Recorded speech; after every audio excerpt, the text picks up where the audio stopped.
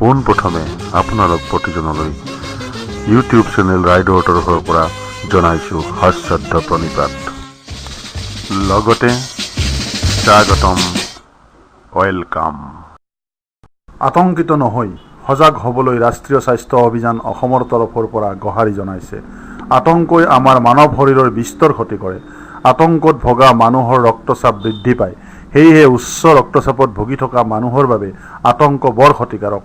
বৰ্তমানে আমাৰ ৰাইজৰ মাজত আতংকৰ সৃষ্টি কৰিছে নিপা নামৰ ভাইৰাছবিধে। এই ভাইৰাছবিধ মানৱ দেহলৈ সংক্ৰমণ হ'লে বিস্তৰ ক্ষতি কৰিব পাৰে। এই ভাইৰাছবিধৰ সংক্ৰমণ কেনেকৈ প্ৰতিৰোধ কৰিব পাৰি তাৰ এলানি পৰামৰ্শ বুলি ৰাষ্ট্ৰীয় স্বাস্থ্য অভিযান অসমৰ তৰফৰ পৰা আগবঢ়াইছে। আজিৰ ভিডিঅ'যোগে এই পৰামৰ্শৱলী সম্পৰ্কে ৰাইজক অৱগত কৰিব বিচাৰিছোঁ।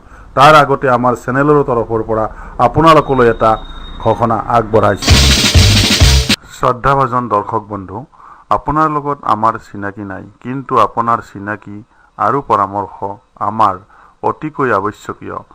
তাৰ বাবে আপুনি চাই থকা ভিডিঅ' স্ক্ৰীনৰ তলত থকা ছাবস্ক্ৰাইব বুটামত স্পৰ্শ কৰি অথবা ক্লিক কৰি আৰু অলপ তললৈ গৈ কমেণ্টছত আপোনাৰ নাম আৰু মোবাইল নম্বৰ লিখি কমেণ্ট বুটামত স্পৰ্শ কৰি দিয়ক।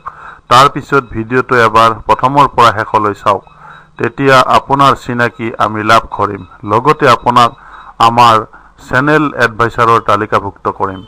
নিয়মীয়াভাৱে আপোনাৰ পৰা উপদেশ আহ্বান কৰাৰ উপৰিও আমাৰ চেনেলৰ ন ভিডিঅ'ৰ লিংকসমূহ আপোনালৈ প্ৰেৰণ কৰিম।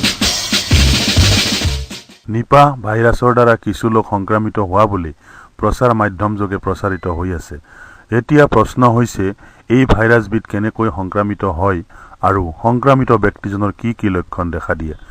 বিশেষজ্ঞসকলৰ মতে বাদুলিৰ পৰা এই ভাইৰাছবিধ বিয়পে।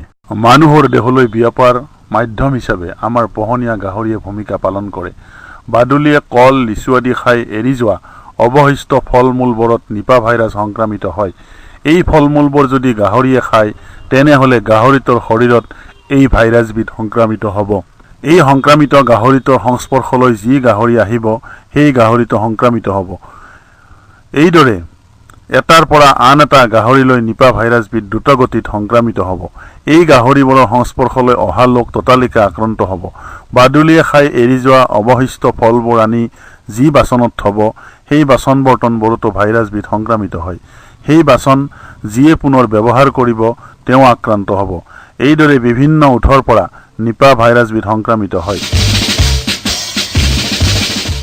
এই ভাইৰাছত আক্ৰান্ত ব্যক্তিসকলৰ জ্বৰ আহিব পাৰে, অসহ্য মূৰৰ বিষ হ'ব পাৰে, চেতনাহীন অৱস্থা পাব পাৰে, টোপনি, কাতৰতা আৰু শাৰীৰিক দুৰ্বলতাও নিপা ভাইৰাছ সংক্ৰমণৰ আন এটা লক্ষণ।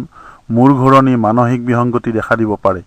এই লক্ষণসমূহ দেখিলে ততালিকে চিকিৎসকসকলৰ ওচৰলৈ যাওক। আক্ৰান্ত হোৱাৰ পিছত চিকিৎসা কৰি সুস্থ হোৱাতকৈ প্ৰতিৰোধ ব্যৱস্থা গ্ৰহণ কৰি সুস্থ হৈ থকাটো যথেষ্ট ভাল। সেয়েহে গাহৰিৰ সংস্পৰ্শ আৰু মাংস ভক্ষণৰ পৰা বিৰত থাকক। নিপা ভাইৰাছ যিহেতু ফলহাৰী বাদুলিৰ দ্বাৰা বিয়পে, গছত থকা ফল বাদুলিয়ে খাই সংক্ৰমিত কৰিব পাৰে। এনে ফল সেৱনৰ পৰা বিৰত থাকক। ইতিমধ্যে সংক্ৰমিত কোনো ব্যক্তিৰ সৈতে পোনপটীয়া সংস্পৰ্শৰ পৰা বিৰত থাকক। ধন্যবাদ।